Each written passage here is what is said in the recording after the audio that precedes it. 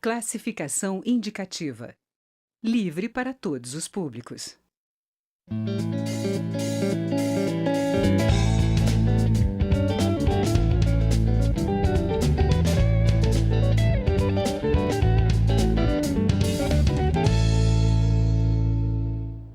Olá!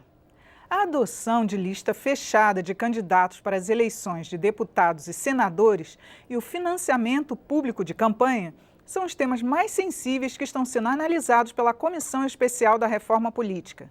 A comissão analisa propostas que alteram diversos pontos da legislação político-eleitoral. Nós vamos conversar sobre o tema com um parlamentar que está no 9º mandato como deputado federal.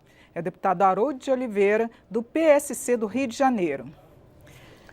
Bom, deputado, o senhor com 9 mandatos, né, já conhece bem esse parlamento. Queria que o senhor dissesse para a gente, existe algum ponto da reforma política que pode ter consenso para ser votada agora? Não, na realidade, da reforma política, nós ainda não temos um relatório definitivo. O que nós temos são colocações do próprio relator, o deputado relator, que ele costuma dizer que o voto em lista fechada e o financiamento público são os 2 pontos carro-chefes desta reforma que ele está propondo aqui na Câmara, que é essa questão. Aí eu diria o seguinte, o voto em lista fechada, ele contraria a cultura do eleitor brasileiro. Teria que ser introduzido num processo, com outras modificações mais profundas que este momento, por todas as razões, não permite que seja abordado. Então, o voto em lista fechada, ele tira do eleitor a sua capacidade de escolher o seu candidato e, principalmente, a capacidade de não escolher o seu candidato, de rejeitar o mal político. Essa é a grande vantagem. Segundo, ele vai impedir naturalmente a renovação, porque quem vai fazer essas listas são as lideranças, são os caciques dos partidos. Então, ao fazer, lógico, não vai haver renovação, vai ser mínima renovação, no meu entendimento. Então, o que a gente propõe neste momento? Não vamos mexer em reforma política. A população está muito desconfiada por causa dessas questões, delações premiadas, essas questões todas, muitos parlamentares sendo investigados, né? E parlamentares que são as lideranças principais das casas, os presidentes das 2 casas, os relatores dos principais projetos, estão todos mais ou menos, do ponto de vista do eleitor, da população, sob suspeita. É claro que todo mundo é inocente até que seja provado ao contrário. Nós sabemos disso, não se trata disso, nem de julgamento. Mas a percepção da população é exatamente essa. Então, há uma grande desconfiança. Então, nós temos que tomar muito cuidado na Câmara para não afundarmos mais essa situação de descrédito em que nós nos encontramos diante da nação que nós representamos como parlamentares. Agora, ano que vem já vamos ter eleições e o financiamento privado já não é mais permitido. O senhor acha que vai ser aprovado esse financiamento público que está sendo proposto? Eu tenho uma ideia. Primeiro, por que hoje se fala tanto em financiamento de campanha? Porque houve uma inflação e agora nós, com essas investigações, nós estamos sabendo por que houve uma inflação do custo das campanhas.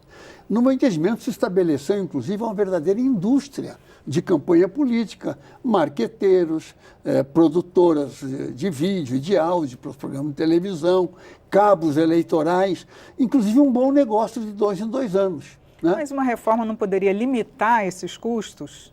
Sim, mas limitar os custos nesse momento, por mais que limite os custos, a limitação está feita e já fizemos uma eleição limitando os custos. Como foi feita a eleição?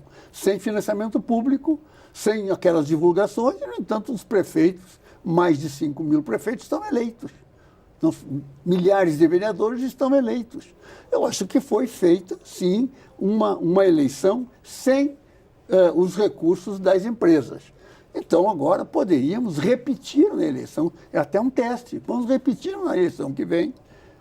Os tribunais regionais eleitorais e o próprio Tribunal Superior Eleitoral, eles estão equipados para fiscalizar melhor e vai ter uma eleição onde o eleitor vai escolher e o eleitor vai se apresentar com os instrumentos que existem. Nós temos a televisão, nós temos o rádio, né, dentro dos programas gratuitos de divulgação. A internet também, na internet, então, um instrumento muito, fantástico. Né? Então, nós temos como divulgar os nossos programas, os nossos projetos, enfim, o nosso perfil diante do eleitor. E não tiramos do eleitor o seu direito de escolher o seu candidato. Eu vejo dessa forma. Agora, o financiamento já é feito hoje, os partidos já estão com um orçamento de mais de 800 milhões ano para se sustentar. Então, gera assim que... Veja, os partidos políticos são o quê? São a sublimação da organização da sociedade civil. É a última coisa, é a organização da sociedade civil para chegar ao poder, para assumir a governança do país em todas as áreas. E, no entanto, nós temos 35 partidos, não tem representação. Pois é, com tantos partidos, não dá para ter uma legitimidade que a população realmente confie, né? Ou até mesmo que mostre os seus ideais, né? O que poderia ser feito? A minha tese é o seguinte, quer dizer, o que a nação já se pronunciou em pesquisas, etc., que é viável, já foi votado no Senado. É uma proposta de emenda constitucional que acaba com as